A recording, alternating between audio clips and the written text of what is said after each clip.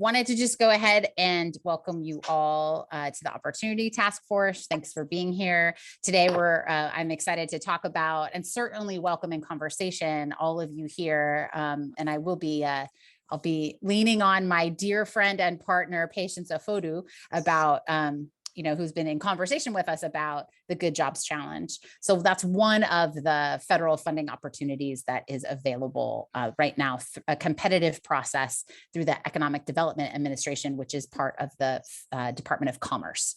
So, but excited to have lots of you here. And so would just love actually to start with introductions. And so I'll just go around the Zoom about who I see. And if you could just introduce yourself.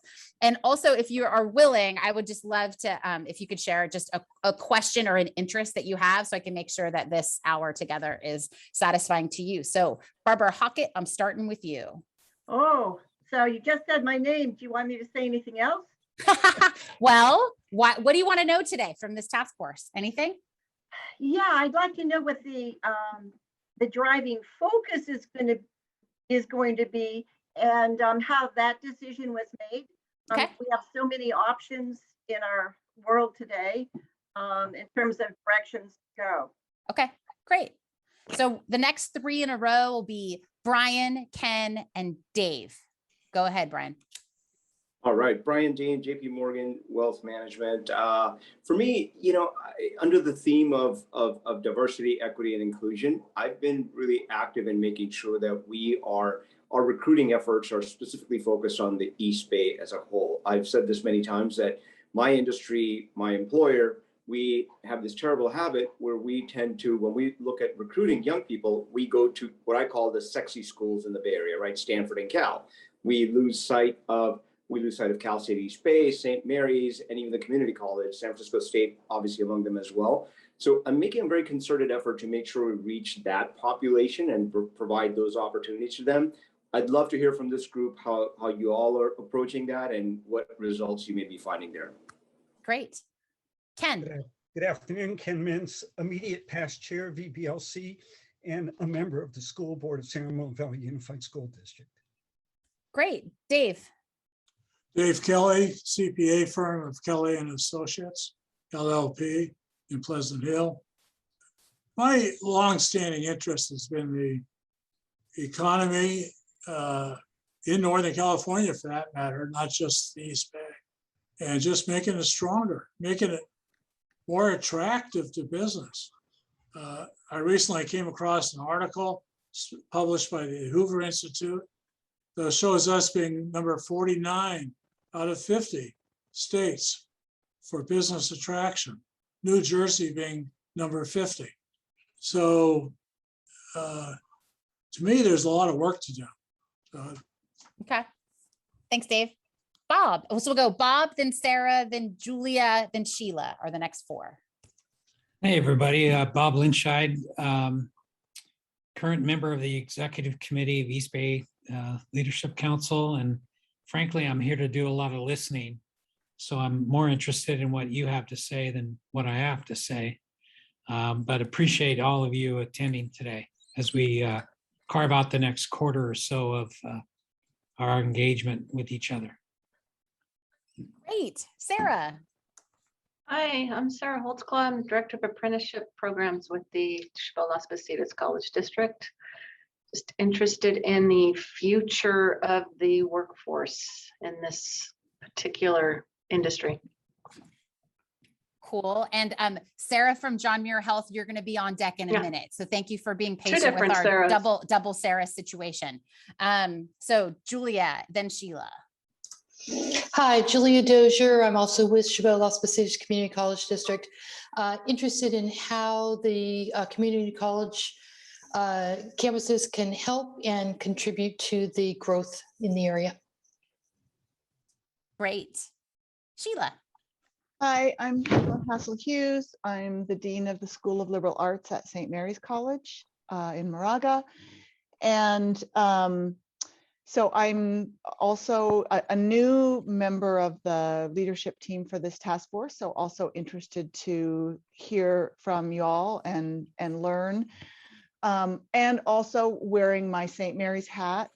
I'm very interested in how we might be able to engage with this opportunity, and especially in my role, how this might interface with the work we're trying to do to provide professional development and pathways for liberal arts majors in particular. Great. So I'm going to go to the other Sarah, and then we'll go to Elaine, Elizabeth, and Linus. So Sarah C. Hi, everyone. Sarah Chadakowicz, Government and Community Affairs with John Muir Health, and also mostly here in a listen mode today, wanting to learn more. Great. Thanks, Sarah. And so overdue to have some time one-on-one with you, by the way. My bad, but glad you've connected with Lindy. Okay, great. Elaine. Hi there, Elaine Schroth, CEO of Visit Concord and the Concord Visitor Information Center. I'm part of the task force, and just looking at those economic drivers for both like the DEI and the workforce and all that we have going on. Looking forward to hearing what everyone has to say today. Thanks. Great. Elizabeth. Hi, I'm Elizabeth Toups, and I'm with JVS, Jewish Vocational Service.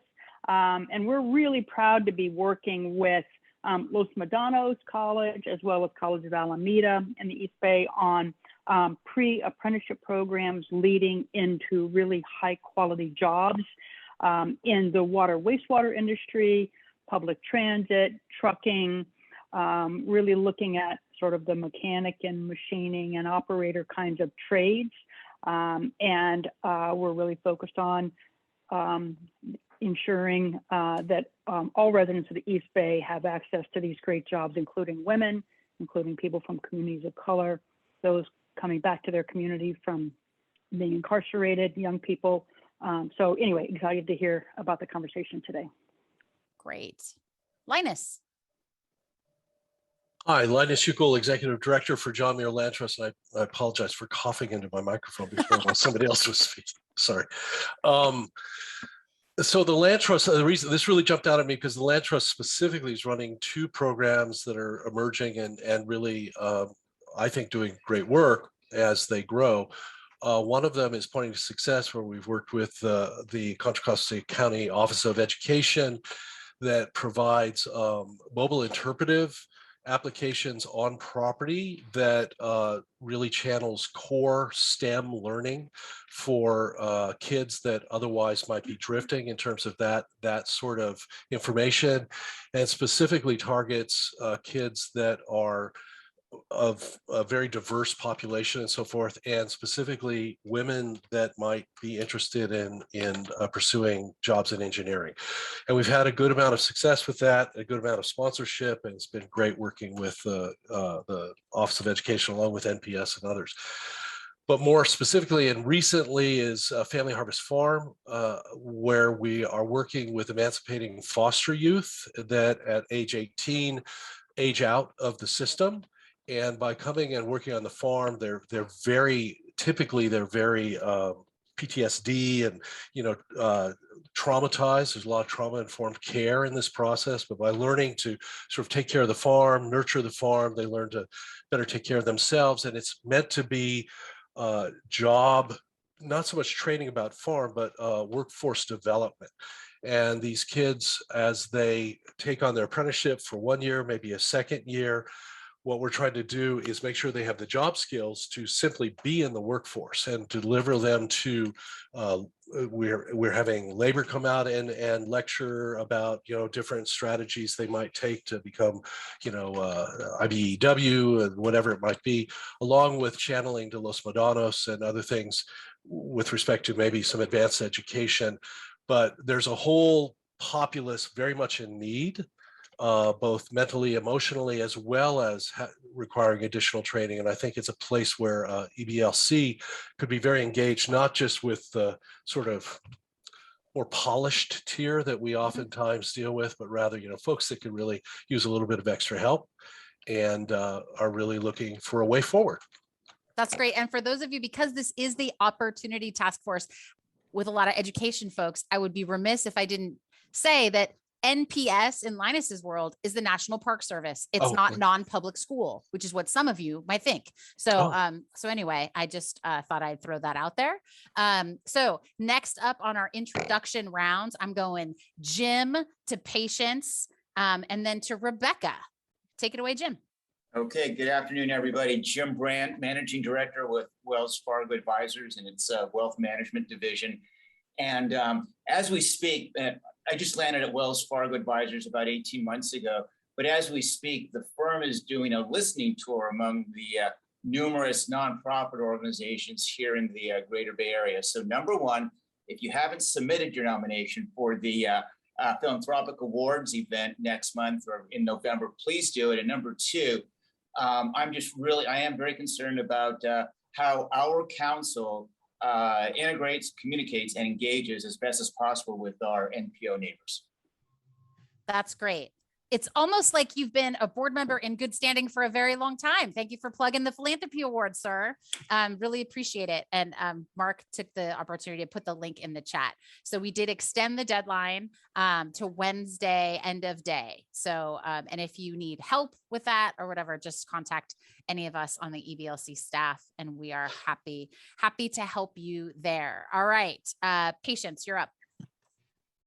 Yeah, Patience Ofodu with the Workforce Development Board. I'm very excited to be collaborating with Kristin on this. As you all know, she's awesome and her team, right on. So we're very, very excited to be partnering on this. And I'm very standing by to hear the conversation and see how we can all work together. Thanks, Patience. Rebecca. Hi, good afternoon. I'm Rebecca Rozen with the Hospital Council and have been part of the Opportunity Task Force for the last year or so.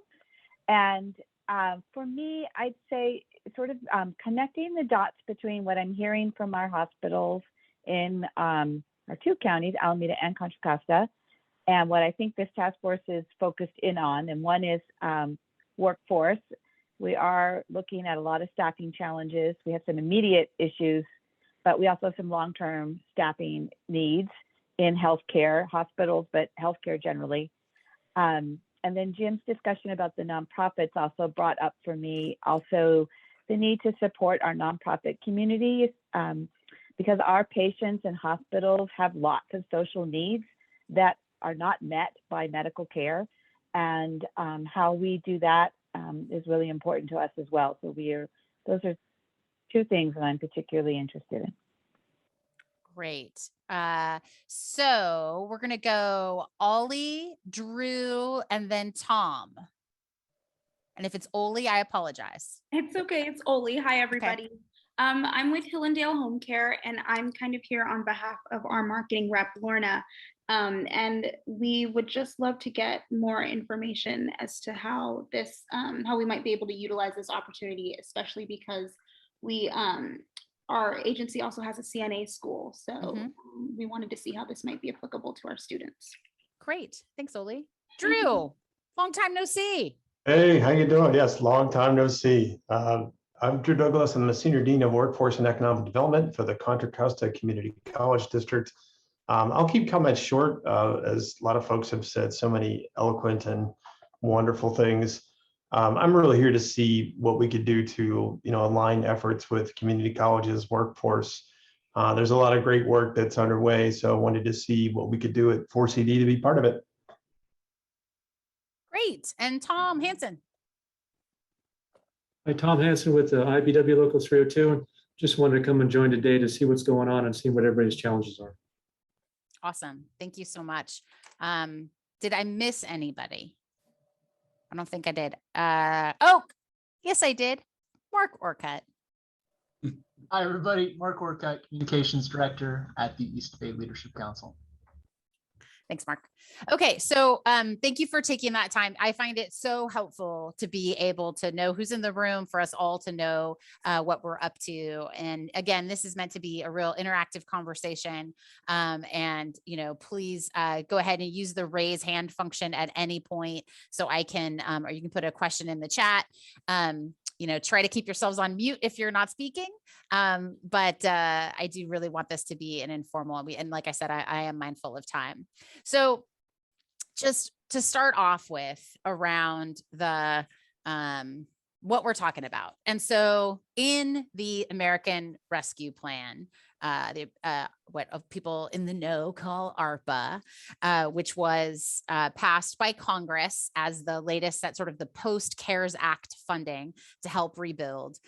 There were a couple of pots of money that were designated to do economic development. And so, and it's a significant pot of money. It's $3 billion across the country to compete. And COVID-19 is considered a qualifying impact for the entire US. So we are not, so often sometimes for those folks that haven't dealt with federal funding before, sometimes a place like Contra Costa and Alameda County is ineligible for any competitive funding because we have too many employed people. Even though we have pockets of underserved communities, this kind of funding opportunity doesn't always come around. And so one of the things that I just want to sort of handle as a threshold matter is that the East Bay Leadership Council has a 501c3 sister organization, the Contra Costa Economic Partnership, which has existed since 1994. It is a true public-private partnership where we have city managers and other public sector leaders, including patients, and now her new director, Tabia, serving on our board, and the county administrator, right? We've got city managers from Walnut Creek and Concord and Antioch and San Ramon. And what we try to do is tackle what the economic development challenges are, and to help, like as an organization, the economic partnership exists to help Contra Costa's small towns and cities behave like a region, which is easier said than done. And so, we've spent a lot of time on various efforts over the years. The economic partnership, I'd be remiss if I didn't mention it, especially with Drew and Patience here. The economic partnership is home to what's known as Earn and Learn, which was incubated at the Workforce Development Board and wouldn't exist without them, but was a lot of support from the community college district. And it's this it's an amazing campaign that has a sophisticated sales force platform that matches what employers can offer in terms of meaningful work-based learning with what young people need, what youth need. And we have connectors in the education sector that identify what those things are, including internships and guest speakers, tours, and we've got to get very creative in the virtual space. But like with everything, there have been some silver linings with COVID as it relates to doing some virtual convenings that weren't happening before. So just so grateful to the support of many of you in this room for those efforts. But I wanted to mention the Contra Costa Economic Partnership because when we had our last board meeting in August, Lindy and I had been noticing that there were these two pots of money, the Good Jobs Challenge and the Build Back Better Challenge, which are two parts of this $3 billion economic development administration funding. And I'm generalizing here, but essentially we wanted to find out what role the economic partnership could and should play to help the cities act like a region and help support Contra Costa County in terms of potentially going after some of this and potentially applying as truly an East Bay region, both Alameda County and Contra Costa. And certainly it was the consensus that as a team, we should do everything that we can to support.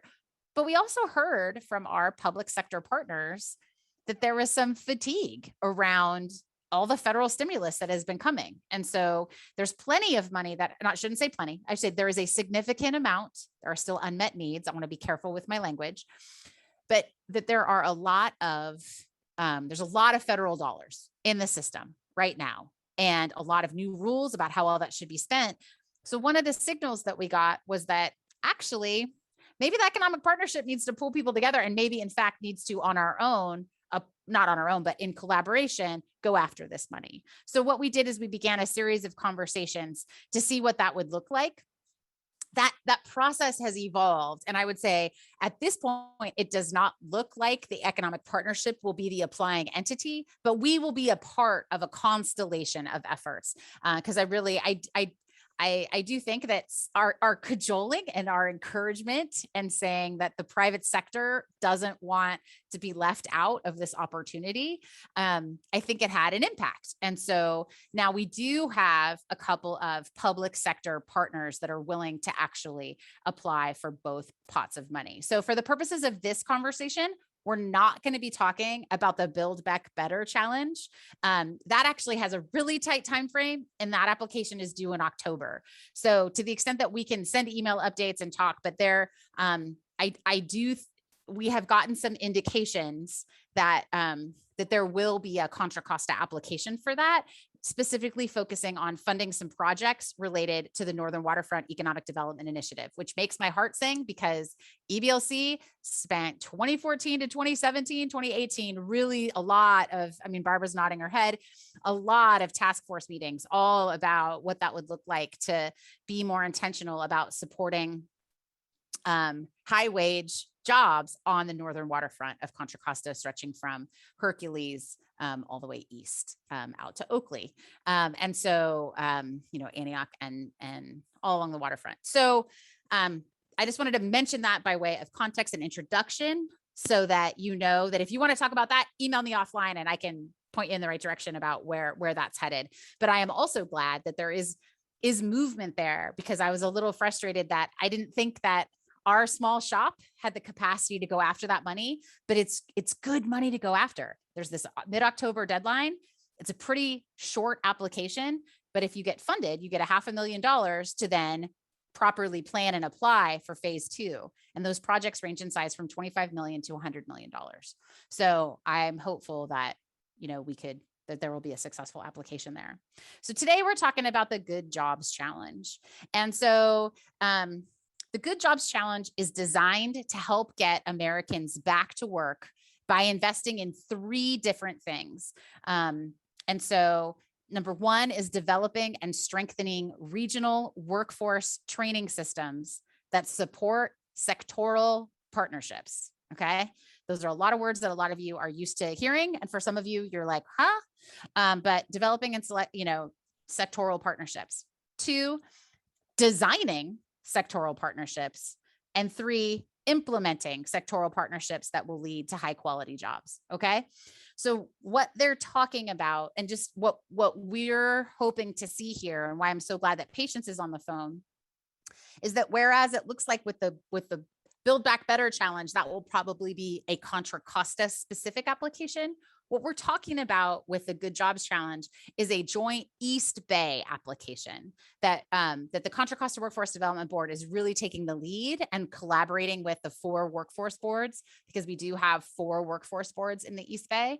So, and they do some collaborating together under the umbrella of East Bay Works. And so through East Bay Works, again, with Contra Costa leading the way, the hope is that we'll be able to tap into some of their federal grant writing experience and be successful. So just as a threshold matter, the Good Jobs Challenge isn't due until January. And so it's good that there is some time, although we have to work hard between now and then in order to meet all the milestones, because it is a more complex, it's a bigger lift of an application than the Build Back Better challenge, which is due next month.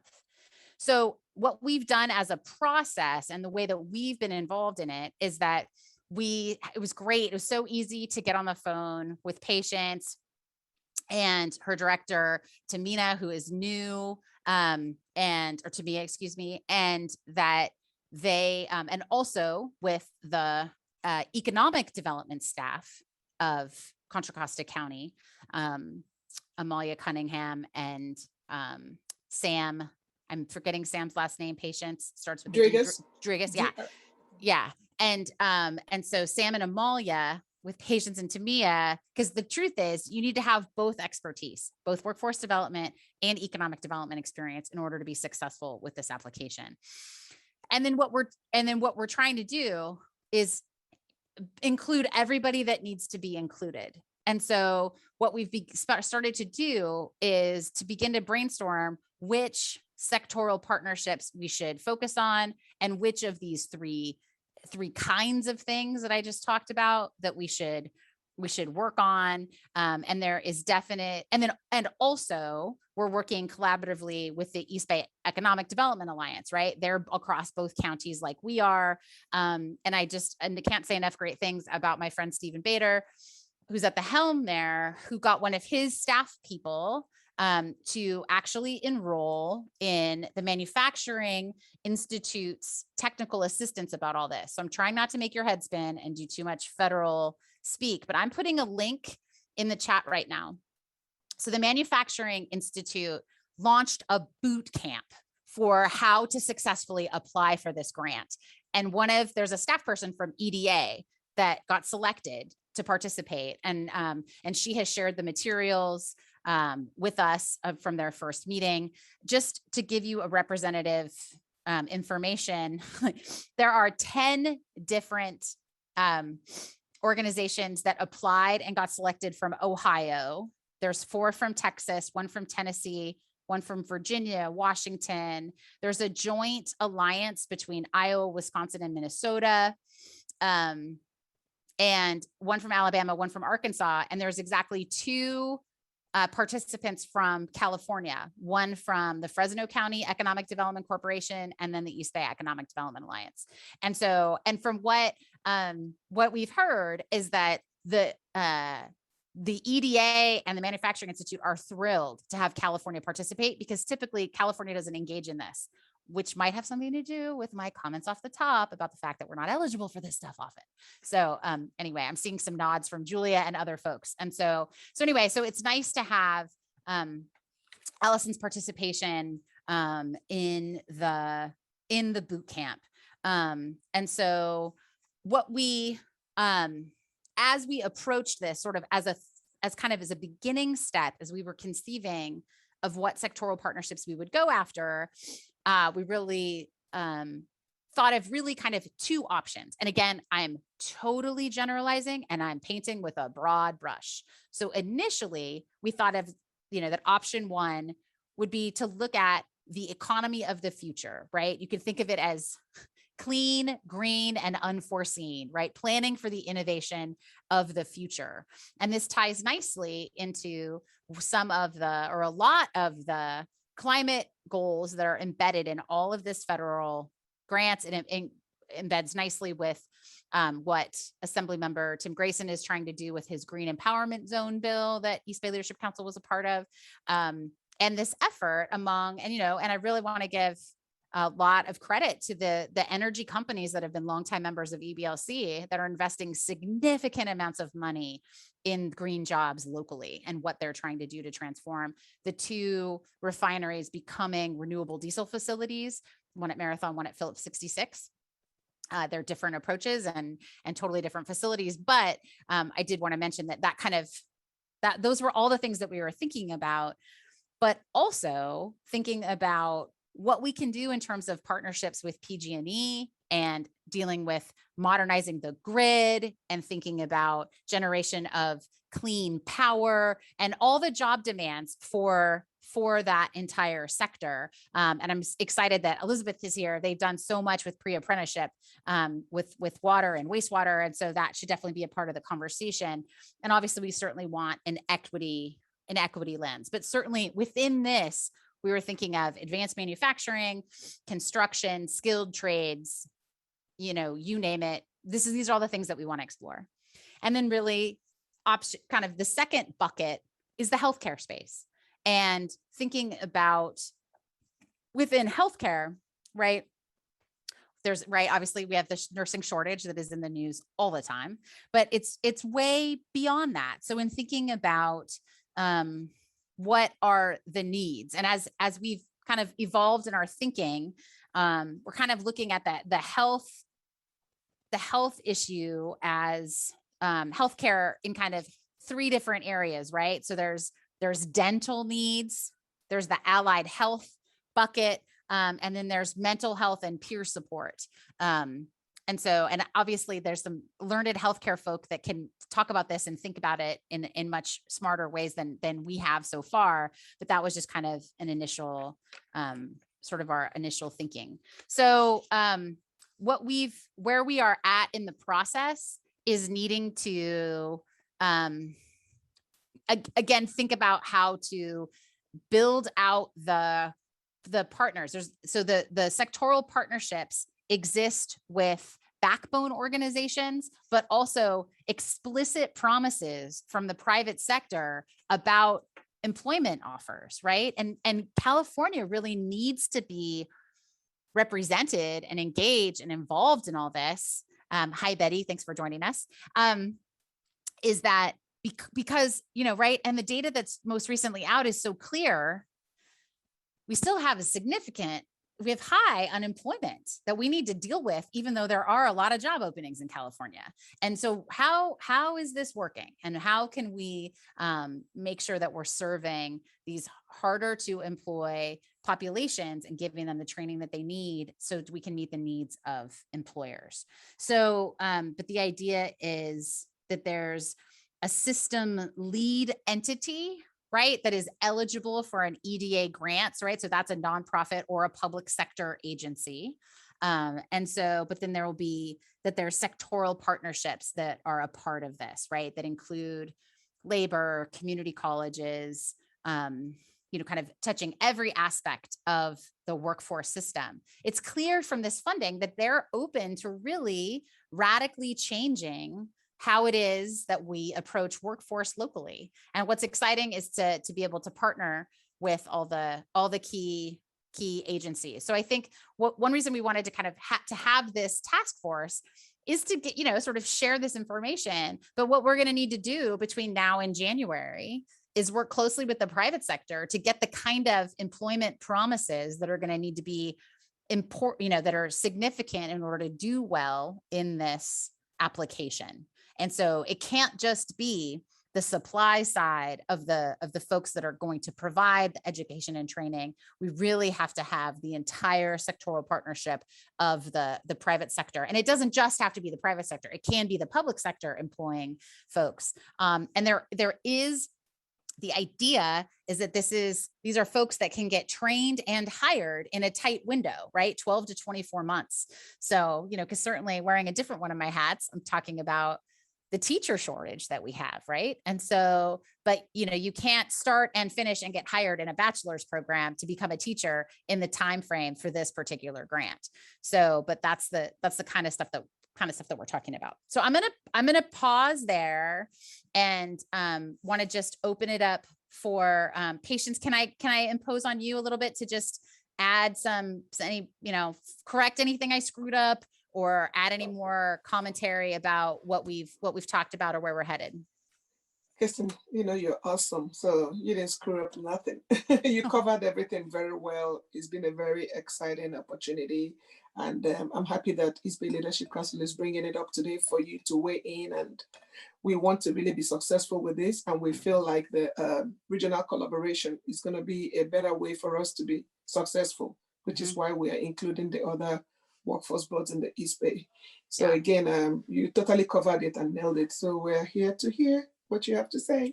Okay, great. Thanks, Patience. Rebecca. And then we'll go to Barbara.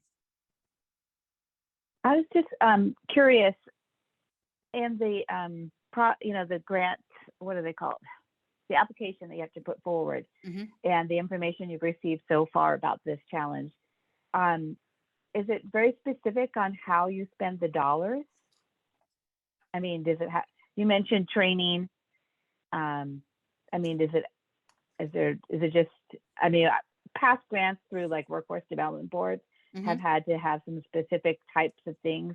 Like it could go for maybe paying for tuition, or it could go to support individuals with expenses, either schooling expenses or personal expenses that help them get to school. Or I'm just curious, like, are there any of those kind of constraints on the use of the dollars? So I have not, no, I mean, my reading, right? So it's 42 pages, the notice of funding opportunity. And so I will just say that as a caveat, like I may have missed something on my couple of readings, although, right, I have professionally proofread a book and I am a former lawyer. So I like to read the details. So one thing that I should mention is that what they are asking for is a 20% local match on the Build Back Better. I don't know the local match for good jobs challenge and patience. I don't think that there is one. She's shaking her head that there isn't one. So what's great is that, to your question, Rebecca, there's lots of flexibility and there's no local match required. So I can't think of anything that I found that was like specifically excluded that we would want to apply for. But that's a great question. Can you think of something in previous grants that you wanted to fund but couldn't, that we should look out for? That's just, I'm asking that as a. Well, I think one thing that always comes up for employers, because you mentioned that it has to be like someone has to get employed. Yeah. Is, you know, is there any support for that? Yeah. Yeah. Yeah. Right. Yeah, no, I mean, and right. Yeah. And that's in so much of the equitable economic recovery task force convenings from the last year, right? With the economic partnership led for Contra Costa. We just heard that the nature of the bureaucratic burden on employers to use federal wage subsidies was preventative, like just off the top, like we're not going to bother to do it because it's not worth it. And so that is something that we're trying to figure out, the kind of enticements we can use in order, like I really want to crack the nut so that it's very clear when we're recruiting employers, here's what we expect of you, here's what you get in exchange. All right, Drew, bring some knowledge. Oh, can I just bring one other thing that comes up sure. a lot for employers is incumbent workers. Uh-huh. So right. To the extent that they have individuals who could benefit from increasing their skill level, education skill levels, and then move into some of these positions. Yeah. Oh, and I'm sorry, Drew. Yeah. I'm going to ask you to hold that thought. I made a note about incumbent workers because I don't know the answer to that question, Rebecca, in terms of how they're treated. Yeah. So that's a great question. So we're actually going to go to Barbara Hockett, and then we'll go to you, Drew. So I don't know what happened to Elizabeth. Where did she go? I hope I didn't offend. Yeah, she's not here, and yeah. I wanted to connect with her. So okay. I guess I'm a bit puzzled, obviously, but you know, many years ago, we started the plant operator program from Solano and imported it into the East Bay with probably 18 wastewater districts. Mm-hmm. But you know what, that certification takes some time. However, people can be employed with lower level skills by doing that program for a short time. Plus they can be employed like grounds workers and things like that, and then advance their career by going to school. So I'm not exactly sure what level you're targeting at. Oh, right. So these are what we're targeting are, right, living wage jobs, which means a higher wage in California than it means in other places. But the idea is that, right, there's a huge equity component to this in terms of thinking about how to employ people of color and women in careers and stuff that they are not traditionally employed in, right? So, and there's so much work to be done in a lot of these fields that we're talking about on that score. Yeah. Okay. So, but if you want to live a wage that's very high, that comes with education. Yep. But I think that what I see is an opportunity. Also, Central San has a mentor program. And so from wastewater, I'm going to go to my healthcare hat. Mm-hmm. And I really see a need for internships and new grad programs to support new nurses so they can be employed. Yep. Because their experience doesn't come in the mail that acute care settings require. Yep. So there are programs out there. I just don't know at what level, and that's why I'm missing Elizabeth, because I think I heard her say she was doing something with that. Yeah. Yeah. Well, we will definitely connect you. And I want to connect with Elizabeth offline about this. She's an important part of the conversation. So we will take that offline. Drew, can I look to you? Absolutely. Kind of piggybacking what you both were saying there is, you were just saying that OJT is really, and other forms of like government subsidy for employment is really difficult. If we have That's, funds. oh, by the way, for- I'm going to just interrupt you. That's on the job training for those of Yeah, you who sorry, don't follow shop that talk. particular acronym. It's all right. Yeah, Go sorry, ahead. shop talk. I usually try to avoid that. So thank you for catching that. No problem. Yeah, but I've participated on community advisory boards and different things and helped to jump in certain situations where, like biotech, we had these great government, or not government, we had these great biotech positions where, you know, they were just unable to do the paperwork that would have been required for doing these, you know, subsidized, you know, positions where students would have been able to transition into the workforce. There was another example with, you know, a water, and I know that JVS is on the phone, where there was like a water career. We were trying to set up internships, and it was really, really challenging. So having funds available for paid work-based learning opportunities is a really good vehicle to get students who are graduating, especially from, you know, career ed programs. And you mentioned at the beginning, you know, and we both have kind of an investment at 4CD as well as with EVLC and CCEP with Earn and Learn. We have employers, we have students, we have grads, we have these volunteers in the system called connectors that help contribute and match students to the system. So we have, and match opportunities. We have 250 connectors and we have thousands of employers. That's amazing. But the problem is, the missing piece of the equation is we have very, very little funds for paid work-based learning, because most government grants preclude us from using it, even though it would be a great opportunity. Like the majority of the community college grants preclude us from using it for internships and paid work-based learning. Right. It's a frustrating thing in that space that the RJVs don't let us do that, right? Just to use an acronym, regional joint venture, see what I almost did there. But yeah, so that, and I want to, while we're here, just Drew, we wouldn't have been able to do Earn and Learn like we've been able to do without you and your connection with the colleges. And so I'm really grateful. So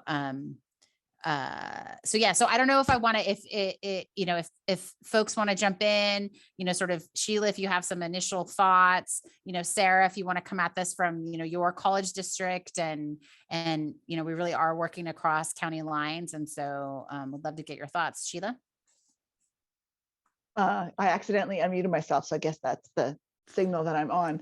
Now I got to think of something to say. So this is a lot to process. I didn't get a chance to go in and kind of, I've got the web page for this open, but I didn't get to look over it no problem. Before this. So I'm trying to process.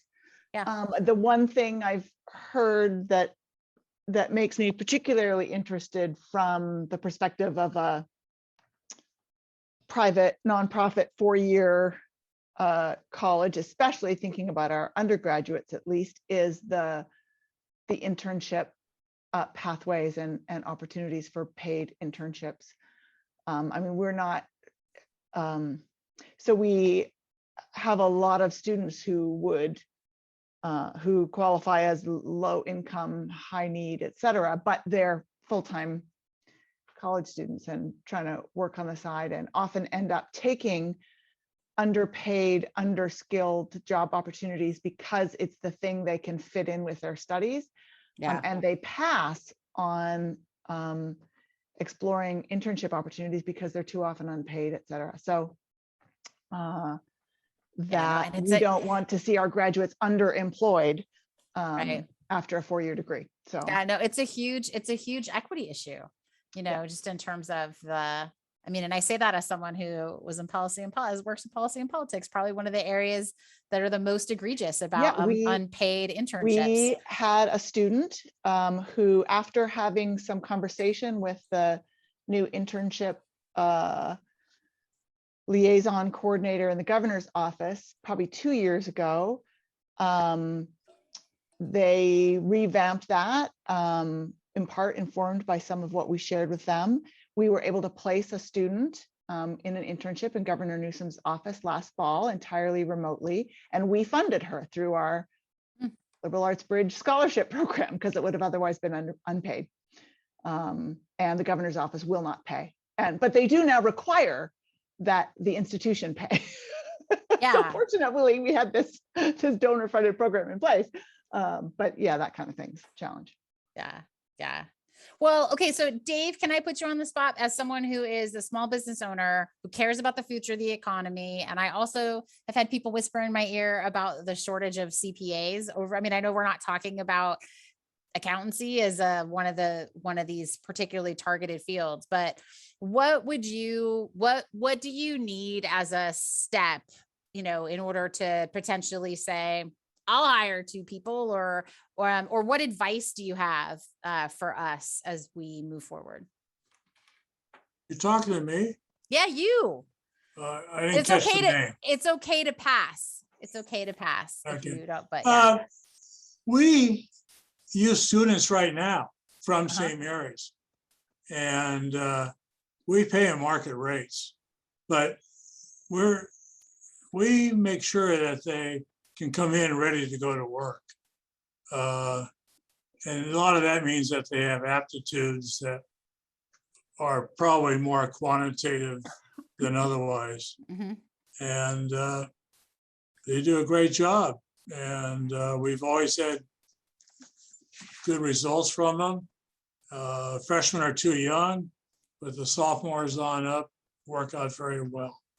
So that's great. Go Gales. And I didn't even know, Sheila, that he was going to answer this question this way, by the way. Well, and as I just put in the chat, I think our accounting program has like 100% placement rate. So, that they do great. And it's for those fields that have a less clear in-demand career outcome where you can do anything, but how do you find the first thing? That I'm more focused on. But yeah, we've had English majors and econ majors and what have you, and they've all done well. One thing I've observed just listening to you is I never understood the EDA. It was just another bureaucracy. I didn't know what it's about. So this whole program is enlightening.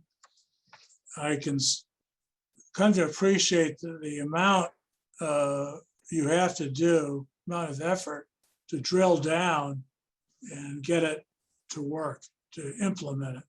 And I would think that's your big challenge ahead of you. I would, and to me, it's a question, are you doing this on your own, or do you already have a team that can work with you on it? Yeah. So I mean, I think that those are great comments, and we'll go to Bob Linscheid next. So where we were sort of prepared to kind of hire a grant writer and have the CCEP be the applying entity, because it's beyond certainly the staff capacity that we currently have. Part of the scoring for this grant is the capacity of the applying agency. And it's pretty clear that just from a sheer size standpoint, that having the county or a joint powers authority or something that's a larger entity be the applicant, they will score better. So we're going to be playing a supporting role. We've got to figure out what portion of the funding is appropriate to come down for this. And also these grants do have a portion where the expenses you incur for applying can get, and if you're successful, can get reimbursed. So these are all new things that I'm learning, but I'm trying to protect our staff time so that we can keep doing all the things that we normally do. Yeah, so that's a challenge. So I'm going to go to Bob Linscheid and then to you, Julia, after Bob. So thanks, Kristin. I'm curious, when you brought up the term sectoral, naturally, I thought beyond labor and community college and workforce system, I was thinking more related to types like healthcare, which you've identified in option 2. Option 1 being a plan for the future. There's some really creative stuff going on at DVC with Diablo Valley Technology Initiative. Yeah, Lindy's been talking to I'm forgetting the name of the head of that. But Ryan Buckley is the chair currently. But what I'm curious about as it relates to the world of transportation is what innovation is occurring in our region where we could take advantage of that results in, greater employment opportunities. The drone technology, the work that CCTA is doing with with the autonomous vehicle testing. That sector, which probably would be considered planned for the future, is now planned for the present. And I'm just wondering, is there a way for us to engage in those conversations in that particular sector as an example? Right. I would also add to that just-in-time delivery and all the things that really are present. That aren't so future focused. And certainly I think that some of the great work that we've heard about identified by the Lawrence Livermore National Lab about the path toward sustainability that includes like carbon capture. I think there's going to be some significant investments in energy in the Bay Area. And so that's going to be part of the equation, but I definitely take your suggestion, Bob, and we need to include that. In the interest of time, let's go to Julia and we'll wrap up. Hi, first of all, the fact that we can get grant writers paid for if we win it is unheard of. So that's a major deal. So I'm really impressed with that. But one of the things that we're working on, and Sarah's leading on this, is really looking at apprenticeships as not just much more outside of the traditional apprenticeship areas, which are usually the trades. And one of the areas is that we're looking into electric vehicle maintenance.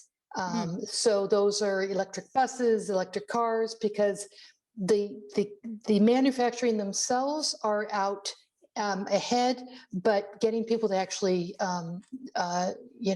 repair them is another thing.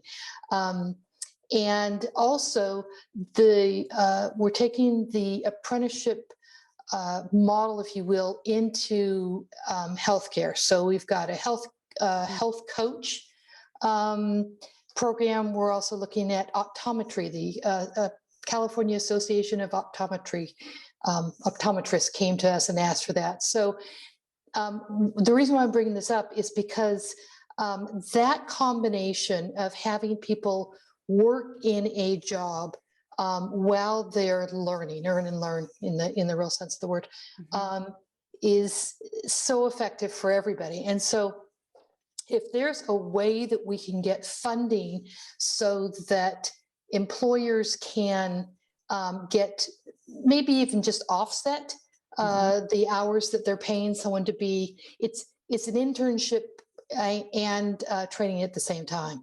And we really need to look at apprenticeship in any area that we need to train people, because that combination means that people get paid from day one. And again, that helps with the equity issue, is that you don't have to go to school and be in college for X amount of years before you actually get paid.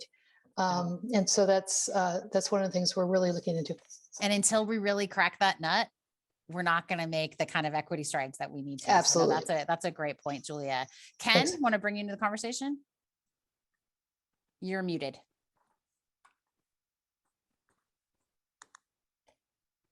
Here, can you hear me now? Yep.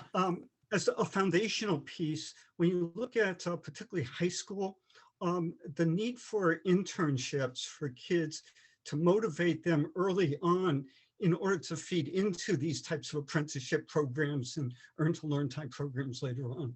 I know my school district, we've created a number of different options. So instead of kids having to sit in school, for the full day, juniors, seniors, high school, in addition to possibly taking community college courses, they have options for taking internships and finding businesses that will continue to allow for even unpaid younger students to get into the job market early on, so that you have a sense of motivation for younger people that are going to be interested in these opportunities going forward then. No, that's great. No, I definitely, I got that down. And, grew up in a house where my, brother benefited from learning about the newspaper trade. Well, he was, in high school fueling his communications stuff. So those work-based learning opportunities can't be